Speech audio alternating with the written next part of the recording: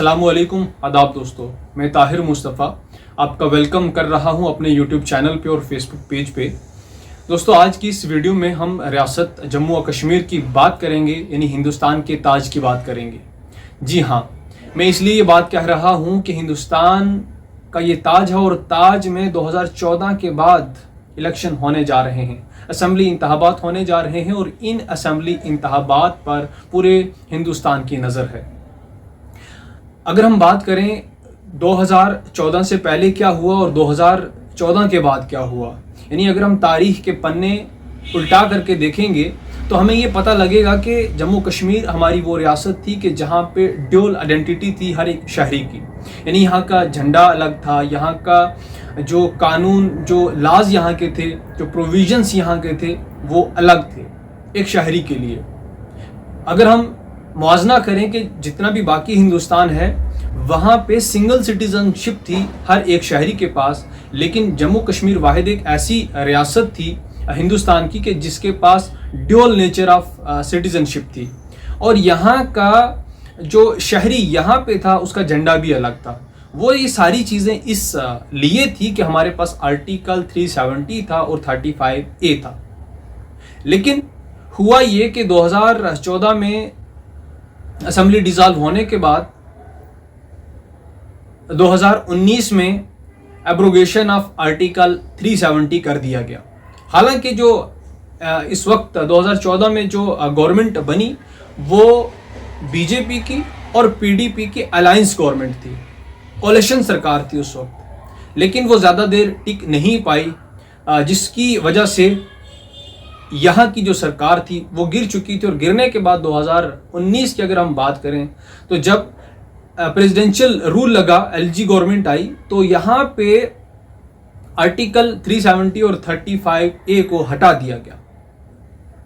हटाने के बाद हुआ ये कि लद्दाख को अलग कर दिया गया, उसको अलग यूनियन टेरिटरी बना दिया गया और जम्मू एंड कश्मीर को अलग यूनियन टेरिटरी बना दिया गया। पहले ये 3 प्रोविंस थे, यानी कि लद्दाख, जम्मू और कश्मीर, ये 3 प्रोविंस थे, लेकिन इस वक्त 2 प्रोविंस के अंदर इलेक्शन होने जा रहे हैं, यानी जम्मू और कश्मीर में इलेक्शन होने जा रहे हैं, लेकिन लद्दाख में इलेक्शन नहीं हो रहे। वो इसलिए नहीं हो रहे कि लद्दाख जो है उसको अलग यूटी बना दिया गया और यूटी बनाने के बाद वहाँ पे लेजिस्लेटिव असेंबली भी नहीं रखी गई। जब वहाँ पे लेजिस्लेटिव असेंबली ही नहीं रही तो फिर इलेक्शन कैसे होंगे। तो अब जो ये प्रोविंसेस हैं, जम्मू और कश्मीर की अगर हम बात करें, अब यहाँ पे भी जो एपी सेंटर है वो है राजौरी और पुंछ। अब राजौरी और पुंछ एपी सेंटर इसलिए है कि कश्मीर का इलेक्शन जो है वहां पे एक डायनेस्टिक पॉलिटिक्स जो काफी अरसे से चल रही थी और उसमें जो मेजर, अगर मैं बात करूं, जो पॉलिटिकल पार्टीज थी उसमें नेशनल कॉन्फ्रेंस और पीडीपी का बड़ा अहम रोल रहा, मतलब पिछले 70 सालों के अंदर। और अगर हम इस वक्त की बात करें, यानी 2024 की बात करें, अब इस वक्त का माहौल जो है उसमें मेजर पार्टी बीजेपी बन चुकी है। बीजेपी जो है सेंटर की सरकार, यानी वो इस वक्त फुली प्रीपेयर्ड है कि वो चाहती है कि हाँ मैं इंडिपेंडेंटली इलेक्शन लड़ लूंगी, उसको कोलिशन की भी ज़रूरत नहीं है, क्योंकि वो इतनी स्ट्रॉन्ग फाउंडेशन उसने अपना जम्मू एंड कश्मीर के अंदर बना दिया आफ्टर एब्रोगेशन ऑफ आर्टिकल 370। और मैं एपी सेंटर राजौरी और पुंछ को इसलिए मान रहा हूँ क्योंकि रिसेंटली अगर हम बात करें तो जो रिजर्वेशन दिया गया, एक स्पेशल जो कम्युनिटीज थी, जो ट्राइबल ग्रुप्स थे, उनको दिया गया और देने के बाद ये इनजस्टिस उनके साथ पिछले लगभग 70 सालों से हो रहा था। जब वो जस्टिस किया गया ट्राइबल ग्रुप्स के साथ, तो वो ग्रुप जिसमें राजौरी पुंछ का मेजर रीजन, वो बीजेपी के साथ जुड़ गया और उस जुड़ने के साथ बीजेपी बहुत ज्यादा स्ट्रांग हो गई। और वहीं पे अगर हम बात करें आम आदमी पार्टी की, इस बार वो भी अपनी किस्मत आजमा रही है जम्मू कश्मीर के इंतखाबात में। और एक मजे वाली बात यह है कि 1987 के बाद जमाते इस्लामी भी पहली बार, 87 के बाद की बात कर रहा हूं मैं, वो भी 2024 के इलेक्शन में अपनी किस्मत आजमा रही है। अभी वो डिपेंड करता है वोटर पे कि वोट इंडियन नेशनल कांग्रेस को जाएगा, नेशनल कॉन्फ्रेंस को जाएगा, या वोट बीजेपी को जाएगा, किसको जाएगा, वो डिपेंड करता है वोटर्स के ऊपर। लेकिन अभी तक जितने भी पार्टीज हैं उनके लीडर्स जो हैं वो अभी ग्राउंड में हैं, फील्ड वर्क कर रहे हैं अभी वो सारे के सारे। लेकिन यहीं पे एक और बड़े मजे की बात है कि राज्यसभा के अंदर बैठने वाले अपोजिशन लीडर गुलाम नबी आजाद साहब, आजाद जी ने अपोजिशन पार्टी को यानी कांग्रेस को, अपोजिशन बीजेपी की थी, तो अपनी पार्टी कांग्रेस को हैरबाद कह करके तो अपनी एक पार्टी बनाई, डेमोक्रेटिक प्रोग्रेसिव आजाद पार्टी। वो भी पहली बार लोग इस असेंबली इंतखाबात में हिस्सा ले रही है। वहीं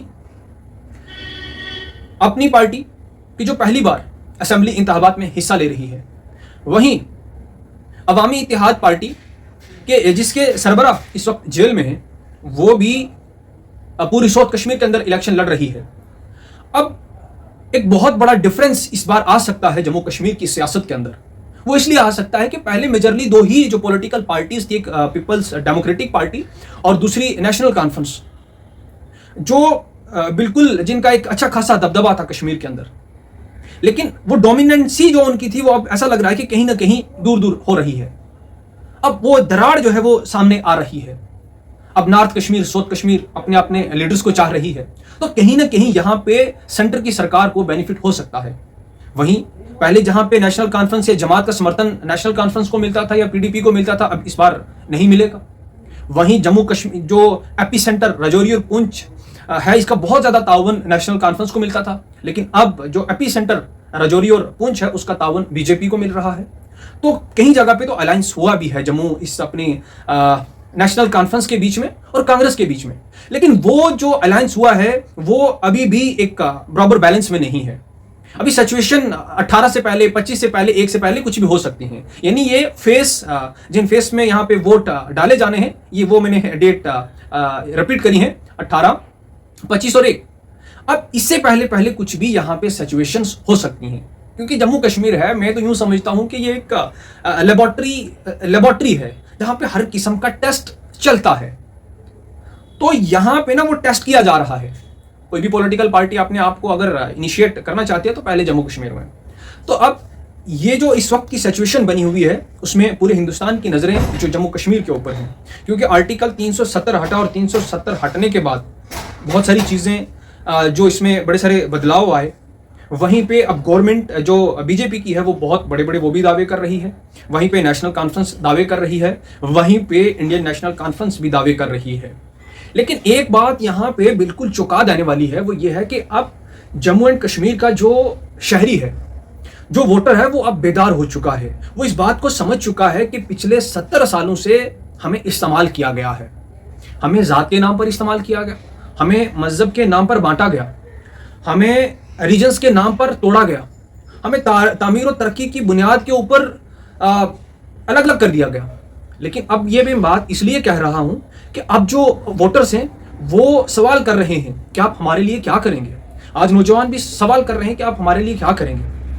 अब देखिए, बीजेपी ने अपना मैनिफेस्टो रिलीज किया, नेशनल कॉन्फ्रेंस ने अपना मैनिफेस्टो रिलीज किया और पीडीपी ने अपना मैनिफेस्टो रिलीज किया। हालांकि जो पीडीपी का मैनिफेस्टो और बीजेपी इस नेशनल कॉन्फ्रेंस का मैनिफेस्टो है सेम है, लेकिन वहीं पे अगर हम बीजेपी की बात करें तो बीजेपी ने बहुत सारी चीज़ें ऐसी भी हैं कि जो दावे किए हैं कि हमें जम्मू कश्मीर के लिए ये काम जो है मैं कर सकती हूँ, जैसे एम्प्लॉयमेंट का हो गया, उसके बाद इंडस्ट्रियल सेटअप हो गया, या उसके अलावा जो है यहाँ की तामीर व तरक्की जो है जिसमें मेजर टनल्स या रोड्स हैं, उसके बाद इसके लिए नौजवानों के लिए जो एम्प्लॉयमेंट स्कीम्स को लेकर के आए। इसी तरह से जो नेशनल कॉन्फ्रेंस है उसने कहा कि मैं बिजली जो है उसके कुछ यूनिट फ्री हम देंगे आप लोगों को, या पीएसए जो है उसको मतलब रिमूव कर दिया जाएगा, या आर्टिकल 370 को हम दोबारा उसको ले आएंगे, या वो तो पॉसिबल नहीं है कि वो लाएंगे। अलबत्ता उन्होंने ये जरूर चीज़ कही कि हम इसके लिए लड़ेंगे और ये स्टेट जो है इसको वापस लेकर के आएंगे। लेकिन वहीं पर एक और चौंका देने वाली बात है कि जहाँ पे अपने फारूक अब्दुल्ला साहब ने ये चीज़ कही कि आर्टिकल 370 तो अब 100 साल तक वापस नहीं आ सकता, तो फिर ये कैसे लोगों को गुमराह कर रहे हैं।